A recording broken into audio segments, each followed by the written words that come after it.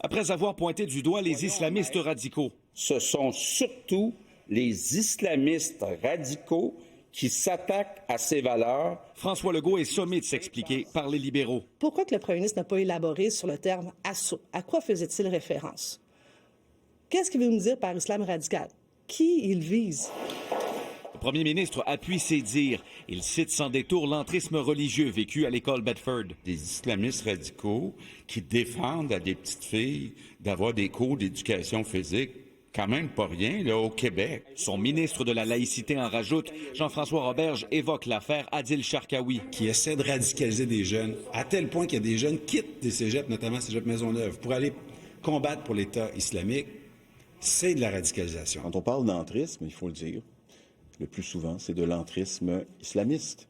Il faut nommer les choses. Veuillez vous asseoir. La rentrée parlementaire marque également le premier affrontement au Salon Rouge entre François Legault et Marois Risky. Au lendemain du discours du premier ministre, le gouvernement est appelé à défendre les grands absents parmi les priorités. Pas un mot sur la crise du logement.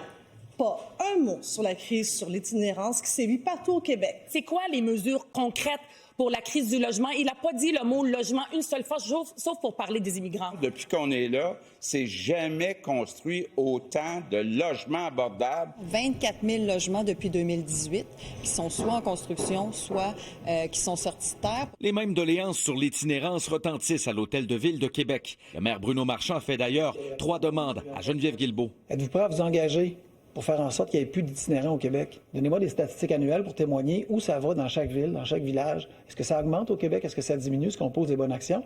Et la troisième chose, là, multiplions les porte-clés de ce monde, le logement social, le logement abordable. Les élus concernés rappellent les actions mises en place. La question de l'itinérance, c'est déjà dans la déclaration de réciprocité qui est un peu comme le pacte entre le gouvernement du Québec et les municipalités à long terme. Je pense qu'à Québec, on a fait des investissements importants. On a lancé un programme Prisme à Québec qui est très efficace. Débat et consultation, les travaux reprennent à l'Assemblée nationale. Cependant, le gouvernement s'engage à mettre sur pause l'étude d'un projet de loi, celui sur la rémunération des médecins, le temps de la médiation. Pierre-Antoine Gosselin, TVA Nouvelles, Québec.